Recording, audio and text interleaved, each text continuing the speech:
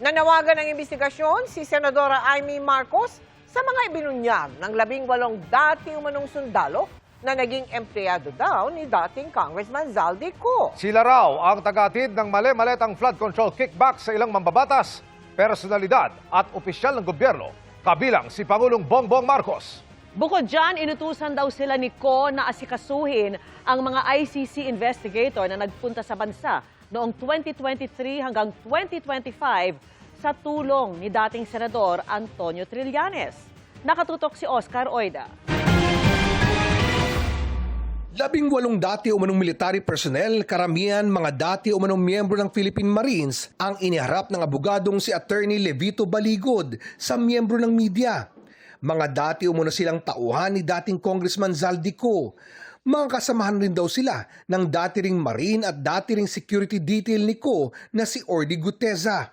Tulad ng inilahad ni Guteza noon sa Senate Blue Ribbon Committee, kwinento ng mga Marines ang paghahatid ng basura o yung mali-maletang pera sa ilang mambabatas, politiko at iba pang mga personalidad mula September 2022 hanggang unang bahagi ng 2025. Marami pong contractors sa buong Pilipinas na napromesahan ng proyekto. Hindi pa nila nakukuha ang kontrata ay nag-uumpisa na silang mag-remit kay Ginoong Zaldico doon sa kanyang bahay sa Pasig City. Ipinakita ni Baligod ang affidavit ng mga dating Marines na balak daw ihain sa Office of the Ombudsman. Bahagi nito ang mga larawan ng daan-daang maleta raw ng pera na dumadating umano sa bahay ni Ko. Ipinakita rin doon ang larawan ng empleyado raw ni Ko na binibilang ang pera na dumarating sa bahay.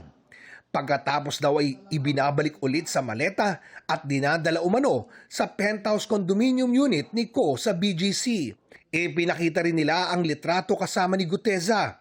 Ayon sa ilan sa kanila, nung una raw ay di nila alam kung saan galing ang mga mali-maletang pera. Since nung kami last time ay yung mga pera kasi ma'am na dumadating at mga pera kasi yan ma'am is hindi namin alam na galing sa masama. Although kami ay isang empleyado lamang ni Boss Saldi and family. Kaya nung lumabas po yung issue na flood control na yan, doon namin po napagtanto na yung mga mali-malitang pera na yan, naming dinideliver sa mga iba't ibang nakaupo sa ating mga gobyerno, ay galing po pala sa nakaw.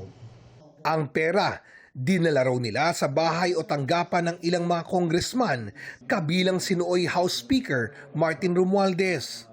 Yung mga maiingay sa Kongreso ay sila palang matitinding tumanggap ng mali-maletang pera. Nabanggit din sa nasabing presko ng umano'y naging partisipasyon ng ilan sa kanila sa operasyon ng ICC investigator sa Pilipinas. Inutusan daw ni Ko ang ilan sa kanila na magsilbing driver sa ilang banyaga. Unang dumating ang mga ICC investigators sa Pilipinas noong December 2028. December of 2023. At bago mag-December 2023 ay inutusan sila na magpapalit ng peso to dollars. 2 maleta na ang bawat maleta ay may nilalaman na 56 million pesos. Kaya nakapagpalit sila ng equivalent to $2 million. Kalaunan ay napag-alaman daw nila na ang mga ito pala ay mga ICC investigators. Pati ang pangalan ni dating Senador Antonio Trillanes nabanggit patungkol dito. 4 na beses daw silang nag-deliver ng pera kay Trillanes para sa gastusin ng mga taga-ICC. Lahat daw ng mga pangangailangan ng mga investigator tulad ng hotel at sasakyan, sagot daw ni Ko at Trillanes. Ang mga ICC investigator nag-ikot daw sa iba-ibang lugar para kausapin ang mga unang biktima ng extrajudicial killings noong panahon ni dating Pangulong Rodrigo Duterte. Pero puro mga witness na inirefer ni Trillanes lamang daw ang ini-interview ng mga ICC investigators. Nagkaroon pa raw ng pagpupulong ang mga ICC investigator sa bahay umano ni dating Justice Secretary Boying Remulla kasama si Trillanes at dating PNP Chief Nick Torre. The ICC investigators themselves committed graft and corruption. Dahil bakit hinayaan nilang lahat ng sasakyan, lahat ng pagkain, lahat ng accommodations nila ay sinagot ng mga tao na kilala naman nila na kalaban ng kanilang iniimbestigahan. Ayon kay Baligod, marami pa daw ibang impormasyon ang nakasaad sa affidavit ng mga dating sundalo na isusumite daw nila sa Office of the Ombudsman. Magsusumite din daw sila nito sa ICC. So that ICC will know how the ICC investigators conducted themselves in the Philippines. Kasunod ng mga paratang na ito, naghain na si Senadora Amy Marcos ng resolusyon sa Senado para manawagan ng imbestigasyon. Hinimok din ni Marcos ang mga nagpakilalang Marines na humarap sa Senado at ilatag ang kanilang akusasyon at ilabas ang kanilang ebidensya. Dito natin buksan sa Senado at suriin ang maleta ng katotohanan. Hindi maaring trial by publicity ang mangyari. Hindi maaring ang institusyon ng Senado at pati na rin ang Kongreso at ang dangal ng bawat halal ng bayan, Senado man o Kongresista, ay mayurakan ng walang kalaban-laban. Bagamat hindi ipinamahagi ni Baligod sa media ang buong affidavit, nabanggit sa resolusyon ni Senadora Marcos ang ilan pang bahagi nito. Kabilang dito ang paghahatid daw ng mga ex-Marines ng pera, hindi lang kay Romualdez, kundi maging sa ilang miyembro ng House Representatives tuwing may Quadcom hearings, pati na sa ilang miyembro ng Senado, pero hindi binanggit sa resolusyon kung sino-sino ang mga ito. Tinukoy din dito si Congressman Erwin Guardiola na isa raw sa mga naghahatid ng pera sa bahay ni Ko sa Pasig. Binanggit din sa resolusyon ang alegasyon ng isa sa mga ex-military personnel na isinama siya ni Ko sa paghahatid ng pera sa bahay ni Pangulong Bongbong Marcos at First Lady Lisa Marcos sa Ilocos Norte.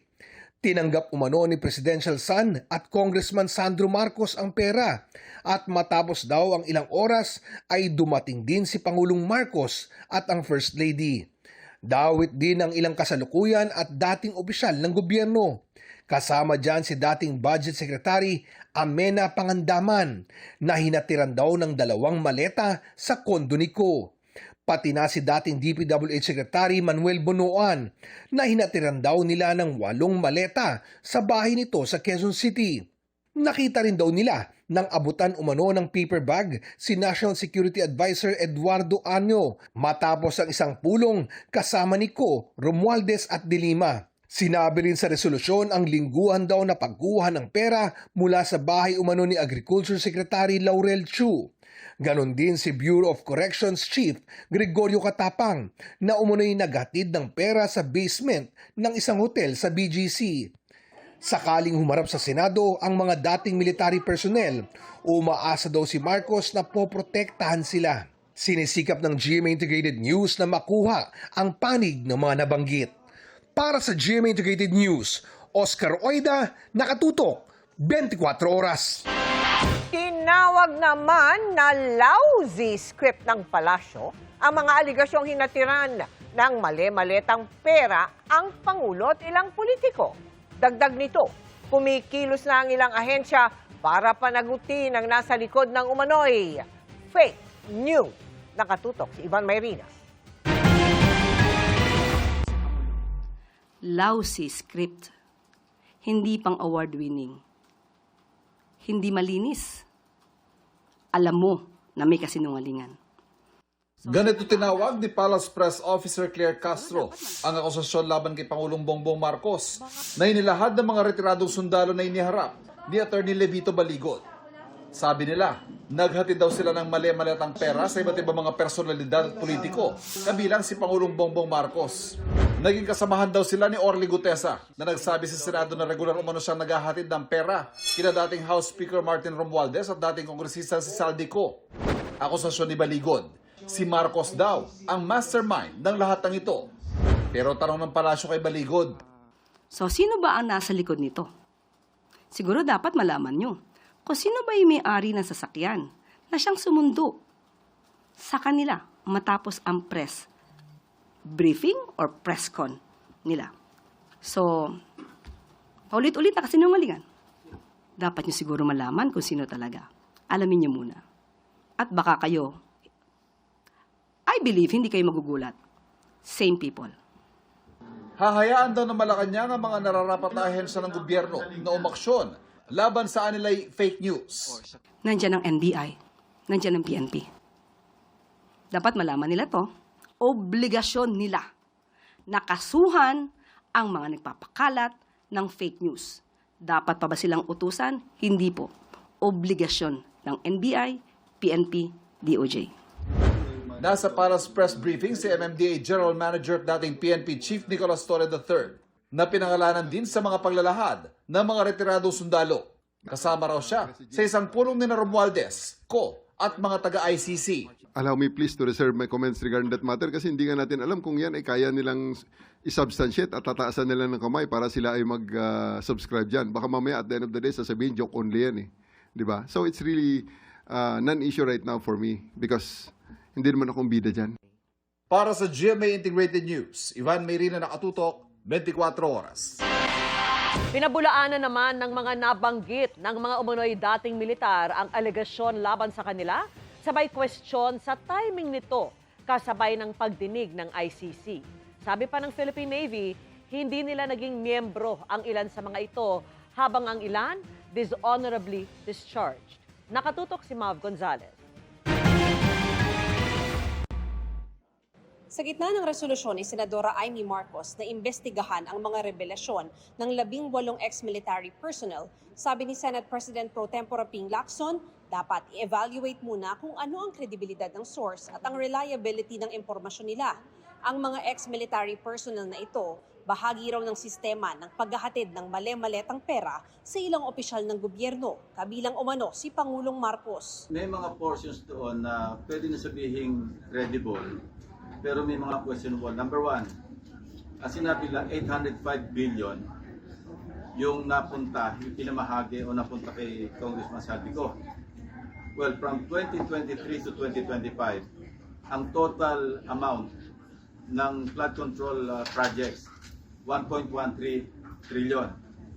So kung ang napunta kay Congressman Saldico allegedly 805, that's at least 70% of the total appropriations for the same period sa flood control projects. So, puro ghost na yung nandun. Saan manggagaling yung napunta kay Bernardo? Saan ang napunta kay Alcantara? So, Sobra computation. Sumulat na rin daw si Lacson sa Philippine Navy, Army at LTO para alamin ang pagkakakilanlan ng mga nagpakilalang dating military personnel. May initial information from Philippine Navy na yung iba dishonorably discharged. A number of them were never members of the Philippine Navy. So doon pa lang, makukwestiyon natin yung credibility ng source. If true, Pagkatapos ng verification, pwede raw paharapin sa Senado ang mga ito. Nagsabi na ang Philippine Navy na hindi kailanman naging miyembro ng Philippine Marines o Philippine Navy ang 4 sa mga lumabas na ex-military personnel. Karamihan din daw sa mga ito ay na-dishonorably discharged mula sa serbisyo, habang ang ilan naman ay nakapagretiro ng maayos. Pero hirit ni Lacson, tila kahina-hinala ang timing nila. the timing, parang nakatiming to, bakit yung ICC ngayon na nakapokus? Ang pinoproject doon is napaka-corrupt ng ICC, di ba? Dahil nilagyan ng $2 million allegedly through former Senator Trillanes. Yeah, kasi timing ng ICC confirmation of charges. Ang timing din, yung ngayon, February 25, yung EDSA, 40th anniversary ng EDSA. So ano yung Sa akin kung ako yung mukhang merong political color, not just political color, mukhang merong destabilization na aspect. Mariin namang itinanggi ni dating Senador Trillanes na tumanggap siya ng $2 million o anumang halaga mula kay Ko para sa investigasyon ng ICC o anumang pakay. Gusto lang daw nitong i-discredit ang ICC proceedings laban kay dating Pangulong Duterte. Sasampahan niya raw ng kasong cyber libel sina Levi Baligod, Mike Defensor, ang 18 dating sundalo at lahat ng nagpapakalat ng kasinungalingang ito. At kung may inutusan daw siya para kontakin ang mga police official at politiko para ma-interview ng ICC, ano naman aniya ang mali doon? Nag-react na rin ang ilang mambabatas na nabanggit kaugnay ng issue. I will not dignify a tall story allegation. Ang nakakatawa ron, baka hanapin sa akin ng kasama ko yung tipong maleta. It's all BS. Unassign nga present themselves as National Marites Council. Nilulutawag sa mga ganyan. Sabi naman ni Representative Laila de Lima na nabanggit din sa affidavit, tingnan na lang ang timing ng paglutang ng ex-military personnel na tumaon sa confirmation of charges ni dating Pangulong Duterte, pati na sa pag-usad ng impeachment complaint laban kay Vice President Sara Duterte. Tinawag ng chief at katawa-tawa ang paglutang ng mga alegasyon na layon lang daw i-distract ng mga tao mula sa tunay na issue, ang paghusga sa mga Duterte. Ang timing din ng paglabas ng mga ex-military personnel ang kwestiyon ni Representative Joel Chua. Sinusubukan pa namin kunan ng pahayag ang iba pang pangalang nabanggit. Para sa GMA Integrated News, Mav Gonzalez, nakatutok, 24 oras.